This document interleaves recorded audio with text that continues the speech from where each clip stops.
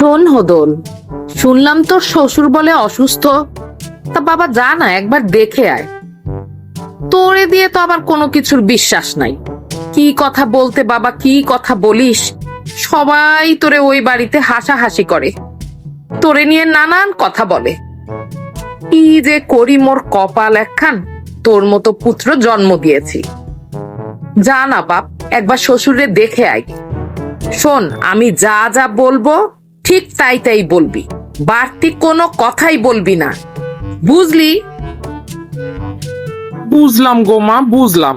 তুমি আমারে নিয়ে কোনো চিন্তা করো না তো। আমার কত বুদ্ধি, খুদাই খালি কও আমার বুদ্ধি নাই, আমি বোকা, আমি এই ওই। কেন যে তোমরা আমার সাথে এমন করো আমি বুঝি না। ঠিক আছে মা, তুমি যা শিখাই দিবা আমি তাই বলবো, নিজ থেকে কোনো কথাই বলবো না। হইল, এবার তুমি খুশি? বলো কি বলতে হবে। তবে শোন বাবা, মনোযোগ দিয়ে শোন। শ্বশুর বাড়ি যাওয়ার পর শ্বশুরকে দেখে সবার আগে জিজ্ঞাসা করবি, আপনি কেমন আছেন বাবা? সে বলবে ভালো আছে।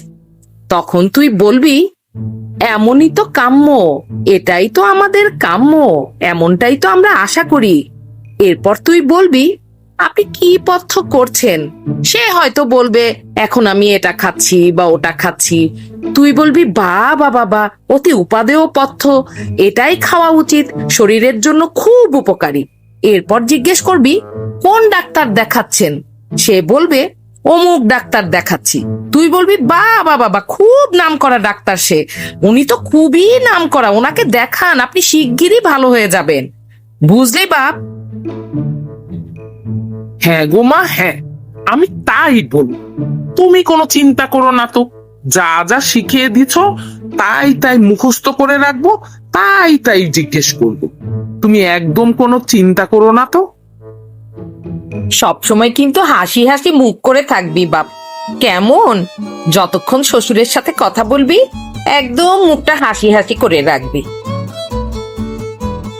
আসসালামু আলাইকুম আব্বা, কেমন আছেন?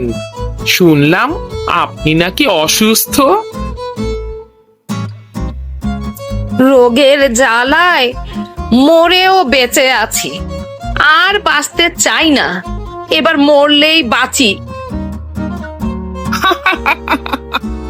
বাবা, এটাই তো আমরা চাই, এটাই তো আমাদের কাম্য, এটাই তো আমরা আশা করি।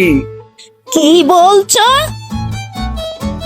তা কি পথ্য করছেন এখন আপনি? ঘোড়ার ডিম, ঘোড়ার ডিম খাচ্ছি আমি। অতি ভালো খাবার, অতি ভালো খাদ্য, অতি ভালো পথ্য। এ পথ্য খেলে খুব শীঘ্রই আপনি সুস্থ হয়ে যাবেন। তা কোন ডাক্তারকে দেখাচ্ছেন বাবা আপনি?